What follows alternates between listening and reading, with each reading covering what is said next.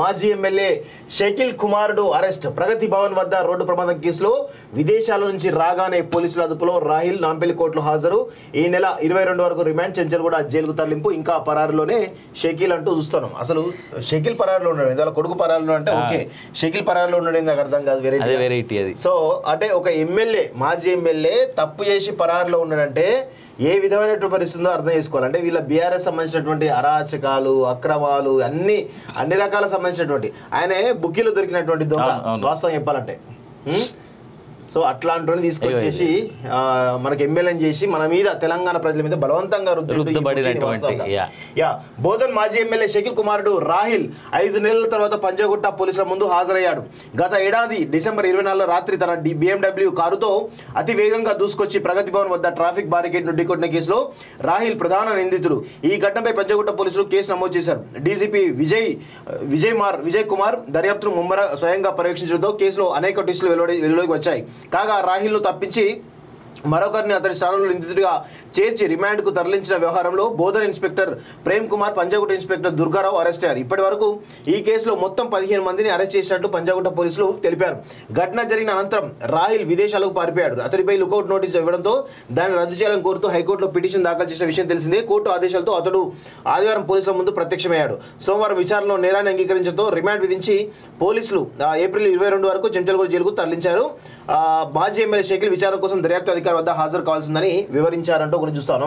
So Panjagutta station కి దేశవ్యాప్తంగా ఒక మంచి పేరుంది.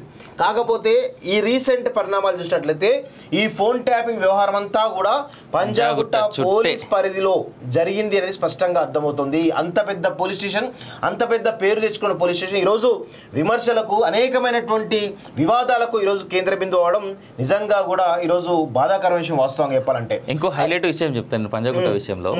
ఒకప్పుడు ది బెస్ట్ పోలీస్ స్టేషన్ అనేటువంటి బిరుదుండే, అలాంటిది కొత్త గవర్నమెంట్ రాగానే సగానికి ఎక్కువ మంది 90% పీపుల్ మొత్తం ట్రాన్స్ఫర్ చేసేసి, 90% కాదు 100%. అందులో ఉన్నటువంటి దాదాపు స్టాఫ్ ఎవరైతున్నారో 130 మెంబర్స్ ఏబో, అంటే అందులో ఉన్నటువంటి హోమ్ గార్డ్స్ మొదలుపెట్టుకుంటే సిఐ వరకు, అందులో ఉన్నటువంటి చెప్రాసీలు ఎవరైతే ఊడ్చే వాళ్ళం కూడా కనీసం ఓవర్ నైట్ ట్రాన్స్ఫర్ చేయడం అవుతుందో ఈ దేశంలో మొట్టమొదటిసారి జరిగినటువంటి అతిపెద్ద సంచలనమైన నిర్ణయం చెప్పుకోవచ్చు.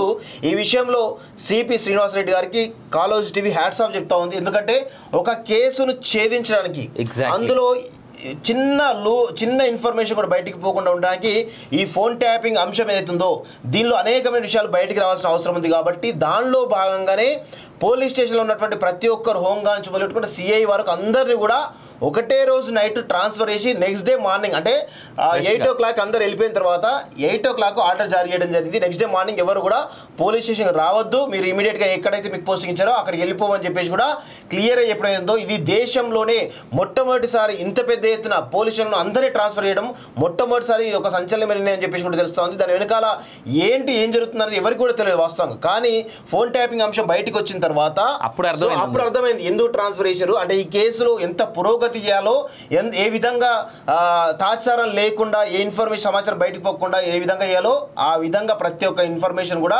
వాళ్ళ కన్సర్న్లో పెట్టుకొని ప్రతి ఒక్కరిని కూడా ట్రాన్స్ఫర్ చేసినటువంటి విషయం మనందరూ కూడా తెలుసు.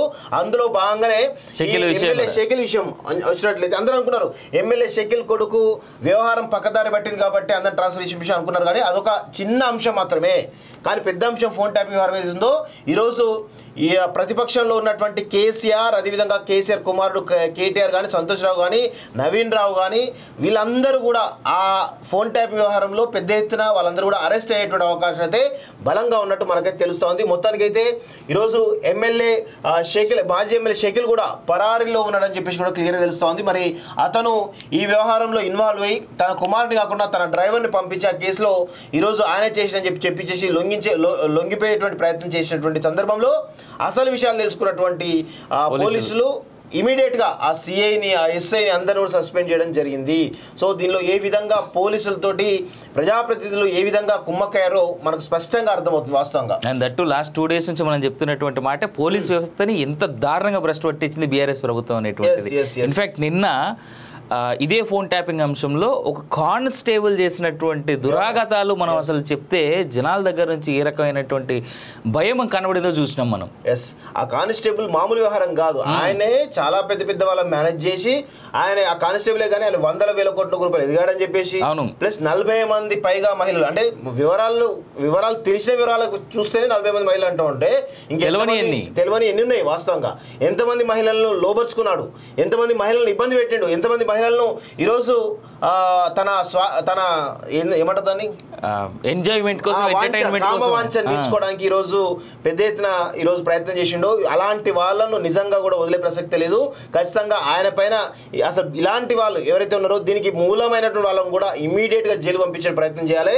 సో ఈ క్రమంలో చూసినట్లయితే షకీల్ పరారీలో ఉందని చెప్పేసి క్లియర్ గా తెలుస్తోంది. నిజంగా కూడా అంత పెద్ద ఎమ్మెల్యే 2 సార్లు అనుభవించి కూడా ఇంకా పరారీలో ఉన్నాడంటే ఉండాలి వాస్తవం చెప్పాలంటే. అండ్ దట్ హవెవర్ రాహిల్ దొరకడం అనేటువంటి చాలా చూపరిణామం. ఉగాది పూట ఏదైనా మంచి వార్త ఉన్నదంటే ఫస్ట్ న్యూస్ అదే.